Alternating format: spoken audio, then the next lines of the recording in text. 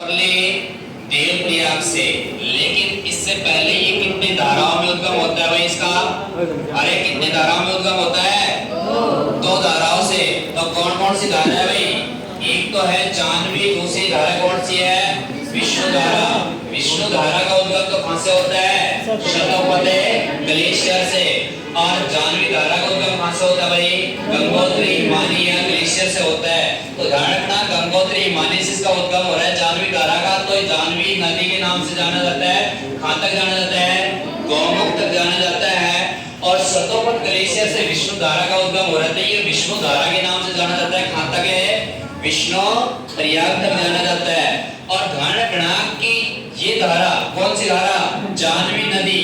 और जानवी नदी वाली धारा है तो ध्यान रखना गौमुख तक ही जानी जाती है। इससे आगे किस नाम से जानी जाती है? भागीरथी नदी के नाम से जानी जाती है। और भागीरथी नदी के नाम से जानी जाती है। कहां तक जानी जाती है भाई? देवप्रयाग तक जानी जाती है। ध्यान रखना भागीरथी नदी पर एक छोटी सी नदी आगे मिलती है, उसका क्या नाम है भाई? भीलगंगा नदी है। और भीलगंगा नदी आगे मिलती है किस बांध में भाई? टिहरी बांध में, जो भारत का सबसे ऊंचा डैम है, जिसकी ऊंचाई कितनी है भाई? 261 मीटर ऊंचा है। ध्यान रखना।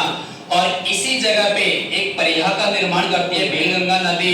और भीलगंगा नदी व भागीरथी नदी एक प्रयाग का निर्माण करती है, उसका क्या नाम है भाई? गोविंद प्रयाग है। और गोविंद प्रयाग है तो ध्यान रखना कि अलकनंदा नदी व भागीरथी नदी किस प्रयाग का निर्माण करती है भाई? देव प्रयाग का निर्माण करती है। देव प्रयाग कहां है भाई? उत्तराखंड में है। तो ध्यान रखना यहीं से गंगा नदी का नाम रखा गया था। अब देखो भाई, ये कौन सी नदी है पूरी? अलकनंदा नदी। अलकनंदा नदी कहां से कहलाई? देवप्रयाग से। देवप्रयाग से और विष्णुप्रयाग के बीच में किस नदी के नाम से जाना जाता है इसे? अलकनंदा नदी के नाम से जानी जाती है। ध्यान रखना धौलीगंगा नदी व विष्णु धारा दोनों किस प्रयाग का निर्माण करती है? बोलो। विष्णु प्रयाग का। नहीं, ध्यान रखना नंद प्रयाग का निर्माण करती है अलकनंदा नदी व नंदाकिनी नदी। नेक्स्ट है पिंडारी नदी व अलकनंदा नदी किसका प्रयाग का निर्माण करती है भाई? वरुण प्रयाग का निर्माण करती है। अलकनंदा नदी व मंदाकिनी नदी किसका निर्माण करती है भाई? रुद्रप्रयाग का। और अंत में ध्यान रखना अलकनंदा नदी व भागीरथी नदी किसका निर्माण करती है भाई? देवप्रयाग का निर्माण करती है। अलकनंदा नदी पर कितने प्रयाग स्थित है भाई? 5 प्रयाग स्थित है। और भागीरथी नदी पर कितने प्रयाग स्थित है भाई? 1। और डैम पूछे तो कौन सा डैम है भाई भागीरथी नदी पर? जो भारत का सबसे ऊंचा डैम है। कितना मीटर ऊंचा है भाई? 261 मीटर ऊंचा है। नेक्स्ट है कि गंगा नदी का वास्तविक नाम कहां से रखा गया था भाई? देवप्रयाग नामक स्थान से रखा गया था। और देवप्रयाग नामक स्थान से ही ध्यान रखना कि ये मैदानी भागों में प्रवेश करती है हरिद्वार से। और हरिद्वार से मैदानी भागों में प्रवेश करती है तो ध्यान रखना आगे प्रवाहित होते हुए कन्नौज में पहुंचती है। और कन्नौज में एक छोटी सी नदी आगे मिलती है, उस नदी का क्या नाम है भाई? रामगंगा नदी। और रामगंगा नदी का उद्गम कहां से होता है भाई? नेपाल बॉर्डर के पास से होता है। और नेपाल बॉर्डर के पास से होता है तो ध्यान रखना कि कन्नौज से आगे जैसे गंगा नदी प्रवाहित हुई तो कौन सा स्थान आता है भाई? प्रयागराज। और प्रयागराज का पहले का नाम क्या है भाई? इलाहाबाद नाम है। और इलाहाबाद कौन से राज्य में भाई? उत्तर प्रदेश राज्य में। कौन से राज्य में भाई? उत्तर प्रदेश राज्य में है। और उत्तर प्रदेश राज्य के प्रयागराज में एक नदी मिलती है जिसका क्या नाम है भाई? क्या नाम है भाई? यमुना नदी है।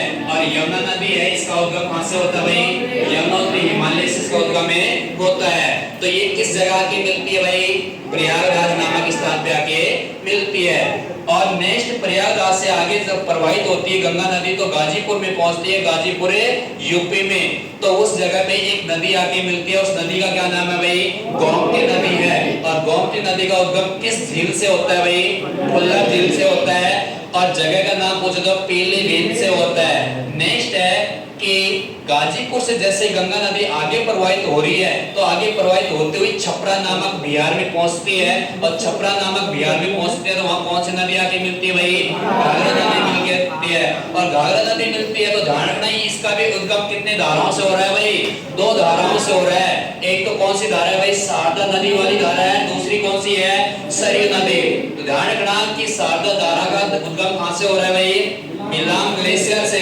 और सरयू नदी का उद्गम कहां से हो रहा है भाई? बारचा ग्लेशियर से हो रहा है। दोनों किस जगह पे आके मिलती है भाई?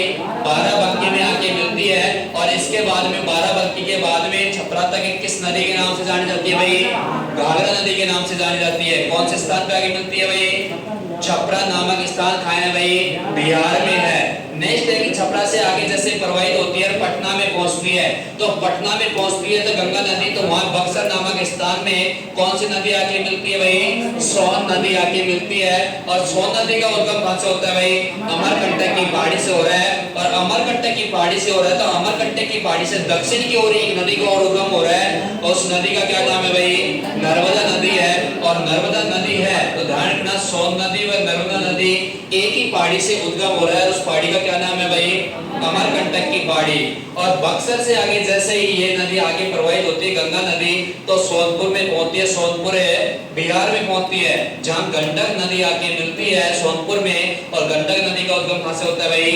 नेपाल हिमालय से इसका उद्गम होता है। और गंगा नदी सोनपुर से आगे प्रवाहित होकर चलती है तो कुरुशिला नामक स्थान पर पहुंचती है। और कुरुशिला स्थान कौन से राज्य में भाई?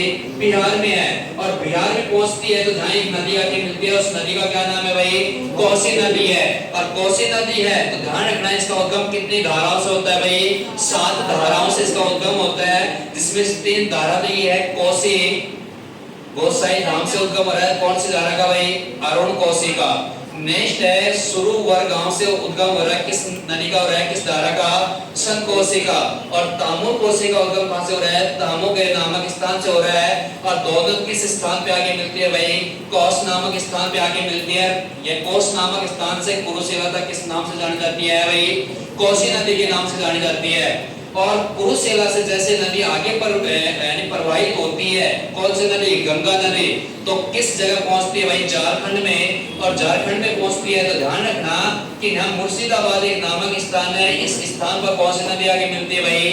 महानंदा नदी आके मिलती है। और इसका उद्गम कहां से होता है भाई? दार्जिलिंग पहाड़ी से इसका उद्गम होता है। नेक्स्ट है कि यहीं से एक नदी का उद्गम होता है, और वो नदी कौन सी है भाई? हुगली नदी। और हुगली नदी पर कौन सा शहर बसा हुआ भाई?